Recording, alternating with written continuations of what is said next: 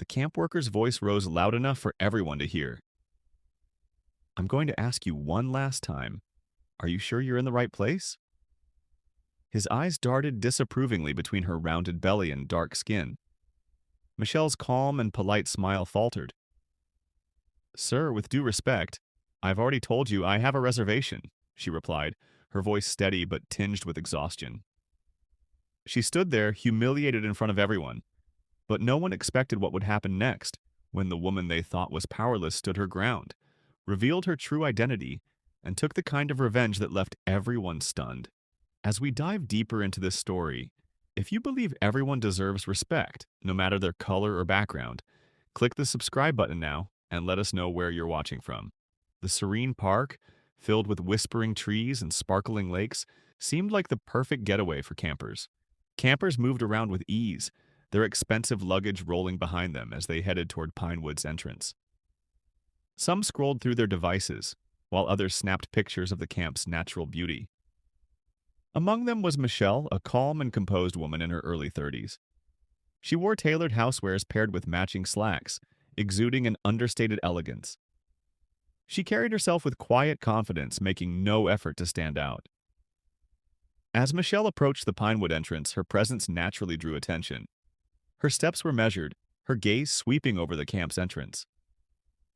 Before heading toward the gatekeeper, she paused briefly. This wasn't just another trip for her.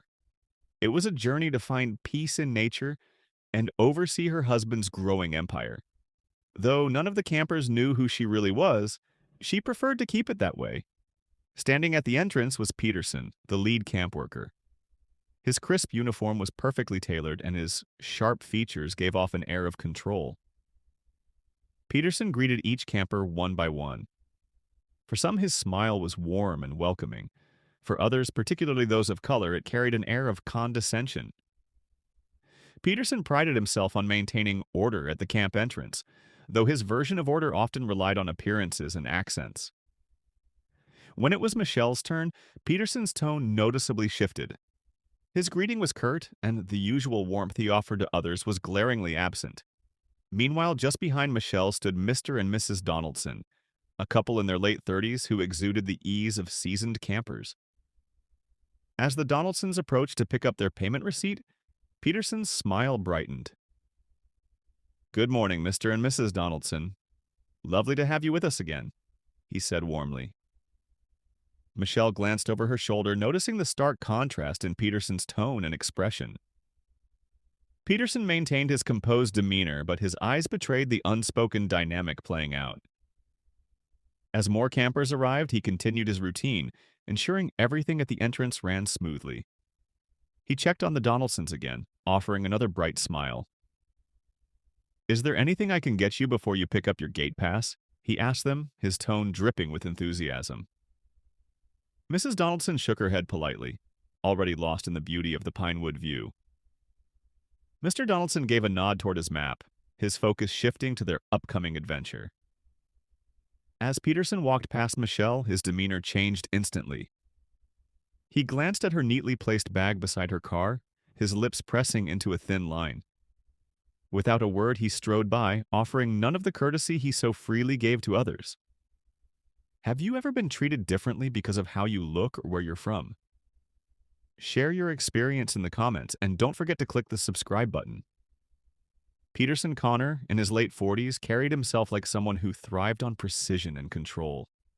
His spotless uniform and neatly pressed camp shirt matched his sharp, calculating demeanor.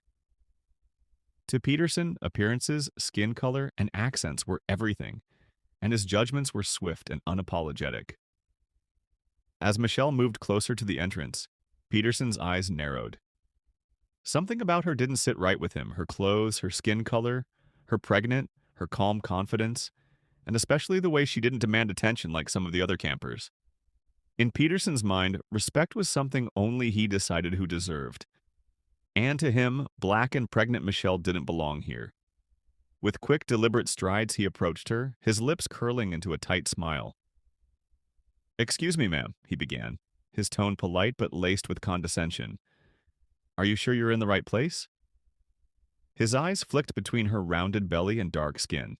Michelle's polite smile faltered slightly. I have a reservation, she said, her voice steady but tinged with exhaustion. Peterson scoffed, his expression hardening. I doubt we take bookings for people like you. Maybe you should try somewhere else. Michelle's chest tightened as the sting of his words hit her like a slap. Humiliated but determined, she pulled out her phone and showed him her confirmation email. Her fingers trembled, but she kept her composure. Nearby, some campers noticed the exchange. A few frowned at Peterson's tone while others looked away, pretending not to see what was happening. You might want to double-check the camper list before making assumptions, Michelle said firmly, her gaze unwavering. Peterson's eyebrows arched, irritation flashing across his face. I don't need to check anything again, he said sharply. I know who belongs here and who doesn't. The tension at the entrance grew thick. Campers exchanged uneasy glances, some whispering quietly to one another. Maybe she's lost, someone murmured. Or looking for a handout, another added, prompting quiet laughter from the workers nearby. Michelle stood her ground, though the sting of their words burned. Michelle straightened her posture, visibly hurt but refusing to give them the satisfaction of a reaction.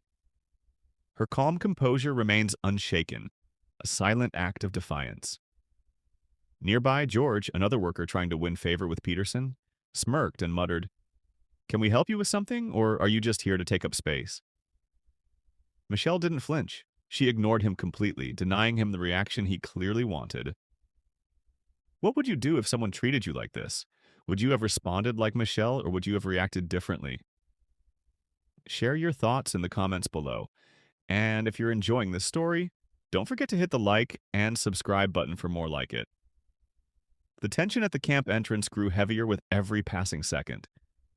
Peterson folded his arms and glanced at the other campers, shaking his head. We have rules for a reason, he muttered loud enough for everyone to hear. Some people just don't respect them. Michelle remained silent, keeping her gaze locked on Peterson. Her quiet strength spoke volumes louder than any angry words could. Meanwhile, George, eager to impress his boss and avoid losing his job, hesitated before walking toward a group of white campers, hoping to earn Peterson's approval. Before he could do anything, Peterson snapped, George, what are you doing? George froze and stammered, I was just making sure our elite campers are well taken care of. Peterson's expression softened into a smug smile. Good boy, he said, patting George on the shoulder. George beamed with pride, his face lighting up as if he'd been given the highest honor. As the attention at the entrance grew, a kind-looking man stepped forward from the queue, exuding a calm demeanor. Excuse me, he said gently, addressing Peterson. Is everything all right here? Peterson's expression softened slightly as he replied, I'm fine. His voice was steady, but his tone carried a hint of irritation. Before the man could say more, Peterson cut him off, his voice sharp. Sir, I'd appreciate it if you didn't encourage the disturbance. He turned back to Michelle, pointing a finger at her. You're causing a scene, he accused. Michelle's voice remained calm as she replied, I'm here because I paid like everyone else. My money is as good as yours. The entrance fell silent, the tension hanging thick in the air. Peterson smirked, his voice dripping with sarcasm. Right, sure. Must be nice having someone else foot the bill, huh? Michelle's unwavering calm seemed to fuel Peterson's anger. She replied firmly, You know nothing about me, but it speaks volumes about you that you'd assume the worst. Peterson's face reddened with frustration as he snapped, I've had enough of this. Either you leave right now, or I'll make sure you're escorted off the camp. Michelle didn't flinch. Her gaze remained steady as she said softly but firmly, I've been patient with you, but your behavior has crossed the line. Peterson leaned in closer, his voice low and biting. Why don't you just admit this place isn't meant for people like you? Just a moment. Michelle picked up her phone and typed on her device. In an instant, the sound of footsteps came from the inside. The door opened, and the senior camp worker stepped out, his face pale and his expression tight. Peterson turned to him and he asked, What is going on? The senior camp worker stopped in front of him, his posture tense. You need to step aside, he said, his voice firm. I just got a call from management saying that Michelle, the owner's wife, is at the entrance. And she's Michelle David. Pointing at Michelle, he said plainly. His words were hitting the entrance like thunderclap. The campers at the entrance erupted into gasps and murmurs. Peterson's eyes widened as he looked at Michelle. In a few minutes, a black SUV reached towards the camp entrance. Immediately, the entrance doors swung open. A tall, confident black man strides in. It's Michelle's husband, David, dressed casually but with an air of authority. He immediately spots Michelle and notices the tension in the entrance. David smiles warmly at Michelle. There you are. I was wondering where you went. Michelle's face lights up as she stands. Immediately, David walks over and kisses her cheek. He then asks her if everything is all right. Who is the person that insulted you and denied you entrance? She calmly responds and points at Peterson. Then David turns his attention to Peterson and the other workers, his smile fading. David asks Peterson with authority, what is the problem here? Peterson, sensing the shift in energy, stiffens. His eyes widened around the camp entrance, searching for someone to help him beg Mrs. and Mrs. David. David continues, while you are busy maltreating my wife, you failed to do the job you were hired for, ensuring this camp runs smoothly and treating everyone with respect. David's voice was calm but carried a sharp edge that cut through the tension. Peterson stammered, I didn't know she was your wife. I thought... David interrupted, his tone icy. You thought wrong, and it shouldn't take knowing someone's title or connections to treat them with basic human decency. Is that how you treat all our guests, Peterson? Peterson's face flushed red. No, sir, it was a misunderstanding. David raised a hand to silence him. Enough. We don't tolerate this kind of behavior here. You've embarrassed yourself, the staff, and this camp with your actions. The campers around the entrance stayed silent, their earlier murmurs replaced by wide-eyed stares. Some even seemed uncomfortable, shuffling in place. David turned to the senior camp worker. Take note of everyone involved in this incident. I'll be speaking with management about appropriate disciplinary action. The senior worker nodded, his posture stiff. Michelle, who had been silent throughout, finally spoke. Her voice was calm but firm. Thank you, David. But I think we should focus on ensuring this doesn't happen to anyone else. No one deserves to be treated this way, no matter who they are. David smiled warmly at her. You're absolutely right, love. Turning back to Peterson and the others, David's expression hardened again. Consider this your wake-up call. If you can't treat our guests with the respect they deserve, you have no place here. The workers, including Peterson, looked down, their silence speaking volumes. David extended a hand to Michelle. Come on, let's go inside and enjoy the day. As they walked past the stunned crowd, Michelle's quiet strength and David's commanding presence left an undeniable mark. If you were in Michelle's shoes, would you have let David handle the situation, or would you have stepped in?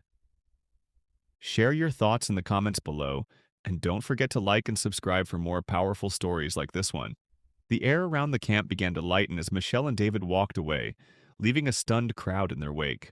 Conversations buzzed among the campers and workers, some inspired by Michelle's grace, others reflective of their own actions and biases. Peterson, still shaken, looked at George, who whispered, Man, we got lucky she's that forgiving. Peterson could only nod, wiping his face as reality settled in. Michelle and David strolled through the camp, the beautiful scenery finally capturing their attention. You handled that with so much grace, David said, wrapping an arm around her. Most people wouldn't have. Michelle smiled.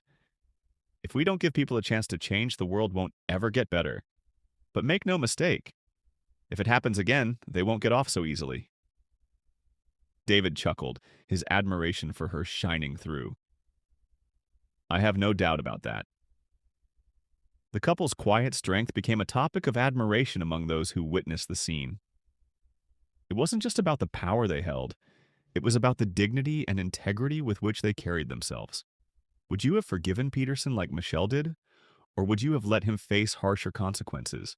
Share your thoughts in the comments below.